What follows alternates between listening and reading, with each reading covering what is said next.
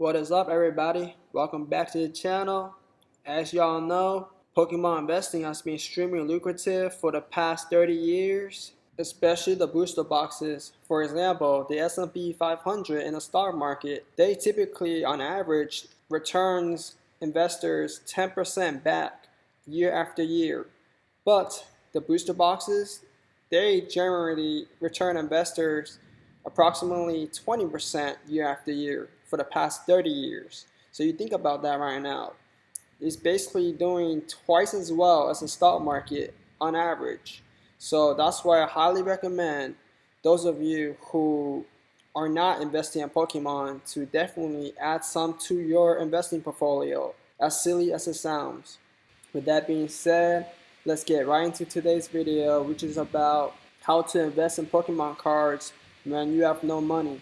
Alright, so first things first is to find a consistent source of income. Alright, there's so many different ways to make money. You can write a blog, you can do drop shipping, you can sell photography, this and that. But the most simple way for anyone to start is definitely getting a job. Alright, get any type of job. You can be working at McDonald's, you can be working a white collar job, 9 to 5, but anything to get some money. Because at the end of the day, if you want to use money to make money, you will need to have some money.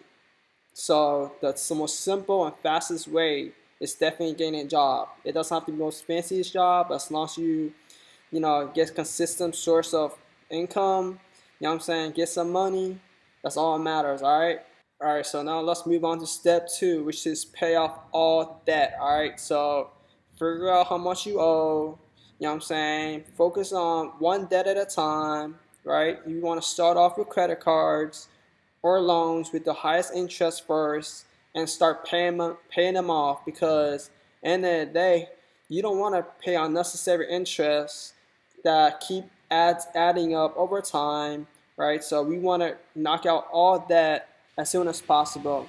Don't just make the minimum payments, because the institutions, they want to enslave you for the rest of your life. So avoid that and definitely pay off with principal as soon as possible. I can't stress that enough. Remember, the borrower is slave to the lender. Alright, so now let's move on to step 3. Once you have all your debt paid off, focus on building at least a 6-month emergency fund. Okay, because the reason why 6 months is you want to have, you want to set aside enough expenses so that in case anything comes up, right, unexpectedly, like your job, they can always replace you because you're an accountant for a CPA firm, which is outdated. They can just replace you with AI, right? So, your car broke down and you need some money to replace it. You know what I'm saying? So that is why for me personally, I always have at least 6 months of expenses set aside just in case anything happens. And another thing that's super important is where to keep your emergency funds. So me personally, I keep my emergency fund within a high yield saving account. Alright, so most people, they just put their saving account in just a normal, Wells Fargo's or Bank of America, right? So the problem is these normal big institutions, they'll be paying you pennies on a dollar, meaning that you put money in there and you basically, the amount of money you leave in is the amount of money you can get out. And that is why I chose to keep my money in a high yield savings account. I'll take that 4% return back on my money all day. Me personally, I have my emergency fund at a high yield savings account called Wealthfront, which pays out approximately 4% interest each month, which is amazing. For the majority of you who has yet opened a high yield savings account, I promise you will not regret it.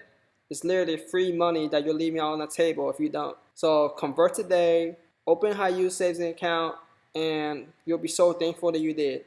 Alright, so after building out a 6-month of emergency fund, now's the time to consider putting money aside for retirement and contribution plans such as the 401k, the Roth IRA, stuff like that. Just make sure to consistently set aside a portion of your money in an investment vehicle that will continue to grow over time, so that once you hit retirement age, you'll be able to tap into this sustainable nest egg that you have built. With that being said, now that we have gone through steps 1 through 4, you're going to finally have this thing called disposable income. Alright? Disposable income is income remaining after deduction of taxes and other charges, available to be spent or saved as one wishes. Alright, so now you have disposable income. This is the type of income that you use to invest in Pokemon. Okay?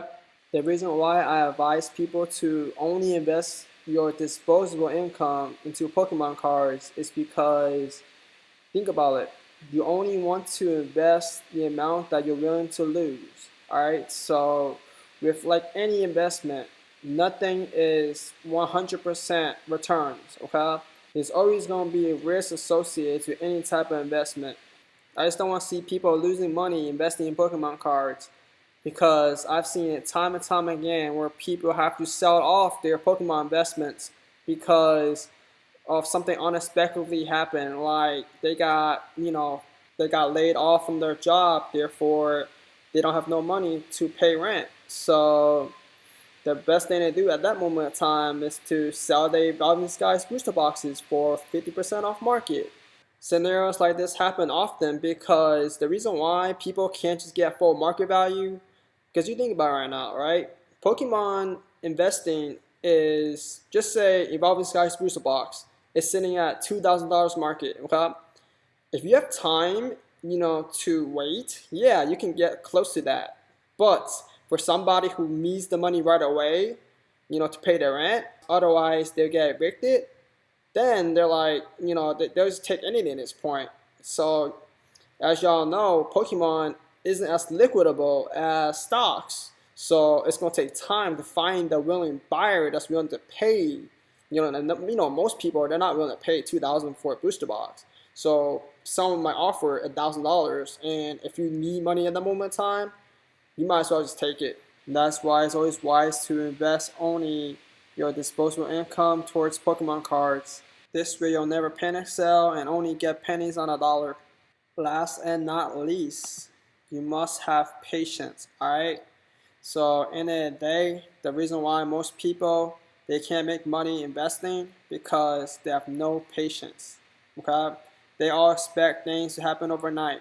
Remember, investing is like a marathon. It's not a sprint. I've seen so many people buy a booster box for 1 month and wonder why this box's prices hasn't risen yet. Because come on, like anything, right? The chances of something exploding overnight is going to be really, really slim. Good things only happen to those who have the capacity to wait and be patient. Any form of investing in the short term will always be chaotic. It's going to be ups and downs like a roller coaster. But keep in mind, you only get hurt if you jump off. Therefore, just zoom out, stay on the train, and enjoy the ride. And I promise you, over a long period of time, the gains that you'll see on your booster boxes or elite trainer boxes will be substantial, and you'll be super happy that you stayed the course while others got scared and jumped off the ship. Thank you so much for watching, everybody, and if you enjoyed this video, please like, comment, subscribe, and until next time. Yeah, ooh, take back the loop, I don't know what